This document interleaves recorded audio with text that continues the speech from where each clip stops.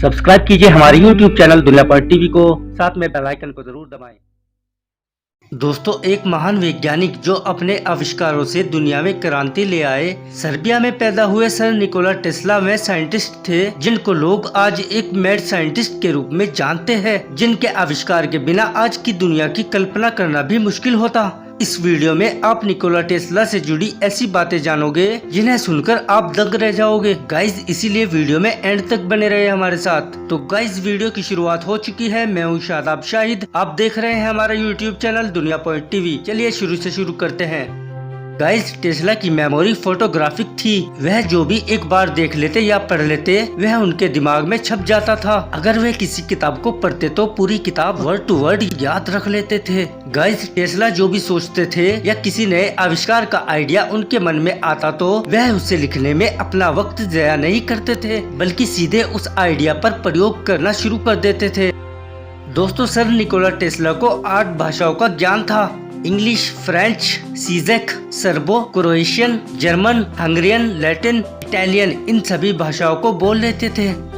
दोस्तों, टेस्ला को अगर किसी भी आविष्कार का आइडिया आता तो उस आविष्कार को वह पूरी तरह से अपने दिमाग में तैयार कर लेते थे, पूरी सटीकता के साथ। आविष्कार के सभी पहलुओं यानी उसका आकार, उसकी माप, उसकी लंबाई चौड़ाई क्या होगी, सभी आयामों की तस्वीर उनके दिमाग में तैयार हो जाती थी। यहाँ तक कि उस प्रोजेक्ट पर काम शुरू करने से पहले ही उसका अंतिम रूप भी उनके दिमाग में तैयार हो जाता था। गाइज, इसे पिक्चर थिंकिंग कहा जाता है। दोस्तों, टेस्ला की माँ ड्यूका टेस्ला पढ़ी लिखी नहीं थी, लेकिन वह गजब की कारीगर थी। वह हाथों से मशीनें, औजार और घरेलू साजो सामान बनाने में माहिर थी। वह धागों से हर तरह की कलाकारी कर लेती थी। गाइज, टेस्ला अपनी क्रिएटिविटी और फोटोग्राफिक मेमोरी का क्रेडिट अपनी माँ को देते थे और कहते थे कि यह टैलेंट उन्हें विरासत में मिला है।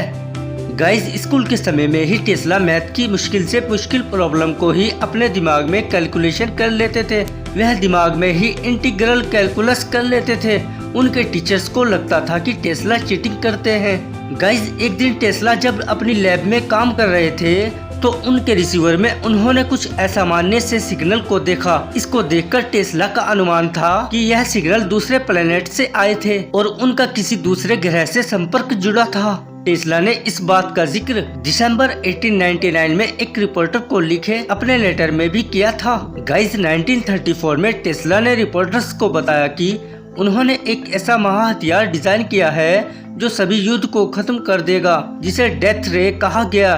टेस्ला ने बताया कि यह एक रक्षात्मक हथियार है, इसे देश के बॉर्डर पर लगाया जा सकता है और दुश्मन की सेना और उनके हेलीकॉप्टर को वहीं मार गिराया जा सकता है। टेस्ला ने अपनी जिंदगी के दौरान इस बारे में कभी नहीं बताया कि यह सुपर वेपन कैसे काम करेगा। दोस्तों, टेस्ला ने ताउम्र शादी नहीं की। वह कहते थे उनका ब्रह्मचार्य उनके आविष्कार में मदद कर रहा है। बाद के सालों में टेस्ला ने एक रिपोर्टर से बात करते समय यह कहा था, कई बार वह यह महसूस करते हैं कि शादी न करके उन्होंने साइंस के लिए एक कुर्बानी दी है। दोस्तों, टेस्ला का जन्म सर्बिया के एक धार्मिक परिवार में हुआ था। उनके पिता एक पादरी थे और वह चाहते थे कि टेस्ला भी पादरी बने, लेकिन टेस्ला को इसमें दिलचस्पी नहीं थी। दोस्तों, 17 की एज में टेस्ला को हैजा हो गया। कई बार वह मरते मरते बचे। 8 से 9 महीने वह बिस्तर पर ही पड़े रहे। टेस्ला के फादर, जो कि उन्हें पादरी बनाना चाहते थे, निराशा के पलों में उन्होंने टेस्ला से वादा किया कि अगर वह इस बीमारी से निजात पाते हैं तो वह उनका एडमिशन एक इंजीनियरिंग कॉलेज में करवाएंगे। टेस्ला फिट हुए और उनके पिता ने वादा पूरा किया। गाइस, बचपन में टेस्ला को उनकी जिंदगी में बीत चुके दिन उनकी आंखों के सामने बार बार आते थे। मतलब बीत चुकी घटना फिल्म की तरह उनके दिमाग में चलती थी। दोस्तों, जब दुनिया संचार के बारे में सोच भी नहीं रही थी, उस वक्त टेस्ला वायरलेस कम्युनिकेशन की बात कर रहे थे। वह अपने समय से बेहद आगे थे। वायरलेस टेक्नोलॉजी से जुड़ी उनकी डिस्कवरीज की वजह से ही आज स्मार्टफोन का वजूद संभव हो पाया है। गाइस, 1896 एक पब्लिक इवेंट में टेस्ला की मुलाकात स्वामी विवेकानंद जी से हुई। 13 फरवरी 1896 को अपने एक दोस्त को लिखे लेटर में स्वामी विवेकानंद ने इस बात का जिक्र किया था कि दोनों की इस टॉपिक पर बात हुई थी कि कैसे टेस्ला की एनर्जी को लेकर आइडियाज, थ्योरी, कॉस्मोलॉजी से काफी मिलते हैं। दोस्तों, टेस्ला ने एक रेडियो कंट्रोल नाव बनाई थी जो रिमोट से चलती थी।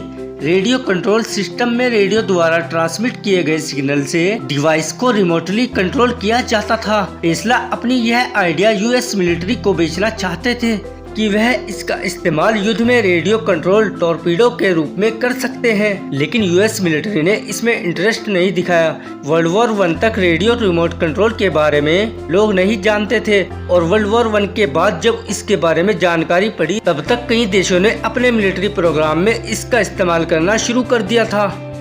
गाइज, साल 1898 में न्यूयॉर्क में हुए एक इलेक्ट्रिकल एग्जीबिशन के दौरान टेस्ला पहली बार रिमोट से चलने वाली इस नाव को लोगों के सामने लेकर आए। जब वहां खड़े लोग इसे देखने लगे तो किसी को भी यकीन नहीं हुआ और कहने लगे कि यह तो कोई मैजिक है या फिर टेस्ला ने किसी ट्रेंड मंकी को नाव में बैठा रखा है। गाइज, अपने स्वास्थ्य के लिए टेस्ला हर रोज 13 से 16 किलोमीटर पैदल चलते थे। दोस्तों, टेस्ला को कबूतर से बड़ा गहरा लगाव था। वे हर रोज उनको दाना डालते थे। टेस्ला अपने होटल की खिड़की से भी कबूतरों को खिलाते थे। वह कहते थे कि एक सफेद मादा कबूतर से उन्हें बेहद प्रेम था, वैसे ही जैसे कोई अपनी प्रेमिका से प्यार करता है। दोस्तों, टेस्ला अपनी जिंदगी के अंतिम सालों में शाकाहारी बन चुके थे। उन दिनों वह सिर्फ मिल्क, ब्रेड, हनी और वेजिटेबल जूस ही लेते थे। गाइज, 1884 में टेस्ला ने थॉमस एडिसन की कंपनी में काम किया। एडिसन ने टेस्ला को ऑफर दिया कि अगर वह इन्वेंशन जनरेटिंग डायनामोस को मॉडिफाई करता है तो वह उसे $50,000 देगा। उस जमाने में यह बड़ी रकम थी। टेस्ला ने दिन के 16-16 घंटे काम किया और एडिसन को एक बेहतरीन वर्जन बनाकर दिया। बाद में टेस्ला ने एडिसन की कंपनी छोड़ दी और खुद की कंपनी को एस्टेब्लिश किया। टेस्ला ने एडिसन की कंपनी को क्यों छोड़ी थी, इसकी वजह साफ नहीं हो पाई, लेकिन एक कहानी कहती है कि एडिसन ने जो टेस्ला को $50,000 देने का वादा किया था, टेस्ला की इतनी मेहनत करने के बावजूद भी वह उनको नहीं दिए गए और एडिसन ने यह कहकर टेस्ला को पैसे देने से इनकार कर दिया कि टेस्ला, तुम हम अमेरिकन के मजाक को भी नहीं समझते। गाइज, आज हम अपनी रोजमर्रा की जिंदगी में जिस बिजली का उपयोग करते हैं उसका क्रेडिट भी टेस्ला को ही जाता है। गाइज, हर साल टेस्ला के नाम पर निकोला टेस्ला पुरस्कार दिया जाता है। यह पुरस्कार उन इन्वेंटर्स को दिया जाता है जो इलेक्ट्रिक पावर की इन्वेंशन और यूटिलाइजेशन में कंट्रीब्यूट करते हैं।